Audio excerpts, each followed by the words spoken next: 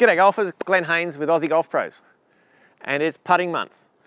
For the whole of June, we're going to bring you loads of content all geared towards helping you with your putting on every aspect you can think of, from alignment, putting stroke, technique, grip, strategy, psychology, and we want to hear from you. If you would like us to do a video on an aspect of your putting, then please pop a line below and we'll see what we can come up with. We would love to hear from you.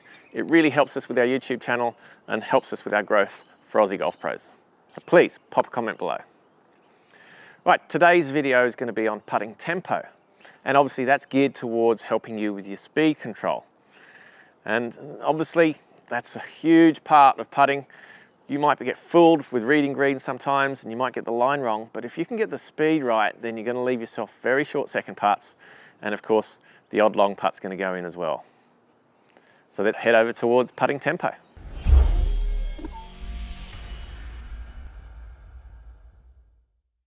Our goal here is obviously to improve tempo, but to improve the rate of acceleration, deceleration. So if I were to ask you, what would you prefer to have with your putting stroke? Acceleration or deceleration? 99% of you would say acceleration. That makes sense. We don't want acceleration either. We obviously don't want deceleration because that's really going to, leave a lot of putts short. But acceleration is equally challenging to try to get your distance control spot on. What the top tour pros, the top putters are doing, like Jordan Spieth, Jason Day, Tiger Woods, they have an even speed through the ball. So they're not decelerating, they're not accelerating. And the way we do that is with this drill. We're just trying to get the backswing and follow through to match each other. We're trying to get some balance. So we're going to start with the putter opposite the tallest white tee there. I hope you can see that. And then we're going to make some strokes with the backswing and follow through the same length. That's really the key here. So if I just start with the little one, just going to the white tees, backswing, follow through the same length, and then to the blue tees. So this way I'm not decelerating, I'm not accelerating. There are a lot of teachers out there that have taught players to do this. Short backswing and then long follow through. Make sure you're accelerating through the putt. Good luck trying to get some really good distance control with that, because how much do you accelerate? It's a really challenging thing to do, and most putters that I see that have that short backswing and then long follow through leave most of their putts short because they haven't accelerated enough, especially if they've got those long uphill putts. Then we go to the yellow tees, back and through,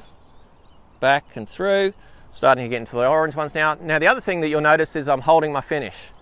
If I go to the orange tees, back and through, hold. We want to hold that for 1 or 2 seconds. If you're really a bit of a recoiler like this, okay, then I would guarantee that that's going to affect your distance control. So try to maybe hold that for 3 seconds, hold that finish position.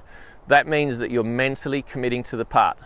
If you're a recoiler and pull back here, then you're not invested in the putt. You're scared of it, you're showing anxiety. So work on holding that finish position. That's for chips as well. And that's a guarantee that you're committing to the shot better. You're more invested in the shot. You own it. Right, then hit some putts. I've got no real target here, but you can get an idea. Just watch how far the ball rolls. If I start with the white one here, which is obviously a backswing of only 4 inches. Now, see here, I have the longest tee opposite the putter. So that means I've got the ball just ahead there.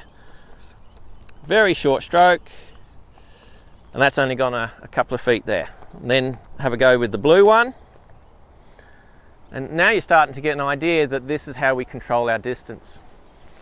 So a little bit longer stroke. Hold that finish. It's got a few more feet. That ball's still going. Told you these greens were quick. Right, yellow tees. It's got a few more feet. So just by lengthening the stroke, 10 centimeters backswing, 10 centimeters follow through, I'm keeping the tempo, I'm keeping the even speed through impact, and I'm seeing a few feet difference just by that few centimetres change in the length of your backswing and follow through. That's how sensitive it is. But that's how we control our distance. Because most golfers that I see, most club golfers, control their distance based on how hard they hit their putts. The backswing doesn't really change that much, but they try to hit putts softly and then they try to hit putts hard. It's crazy. You can't control your distance that way. Think about this for a moment. If you've got a 20-metre chip, how long would your swing be? Okay, so it goes back about 2.5 feet, goes forward about 2.5 feet. What about a 40-metre chip? Well, now you need something that's maybe almost double length, maybe not quite double, but you get the idea. Ask yourself, have you got that amount of change in the length of your putting stroke? Or are you just using the same length backswing and then trying to judge it with the speed of the putt? A lot of people do it. They try to judge the pace of the putts through speed. Let's get the putter to do the work and change how far that putt rolls based on how long your swing is. It's a lot simpler, it's a lot more repeatable. What are we up to? Okay, orange tees. Again, it's got a few more feet. Each putt's going about 4 to 5 feet longer than the previous one. So we're up to white tees now. Holding that finish again. Again, it's got another few feet.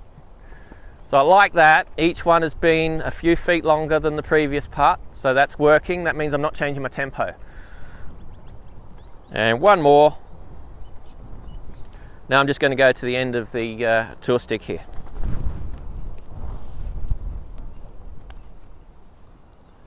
And longer again. Great. So that's how we improve our tempo. The tempo is not changing from short putt to long putt. Your tempo is a certain way for 6 feet. It should be the same for 60 feet. And the swing needs to be longer. We're not decelerating and we're not accelerating. We've got an even speed right through impact. Thanks so much for watching, and we hope you got plenty out of today's video on putting tempo.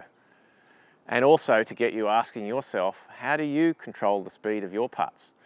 Are you an accelerator or a decelerator, or is your speed of your putter quite constant through the ball? Check out that drill, have a go at it, let us know how you get on. And if you like this video, please hit that thumbs up and please subscribe. Hit that little bell in the corner for your notifications, and we look forward to you watching our next video on putting. Are you the best golfer you can be?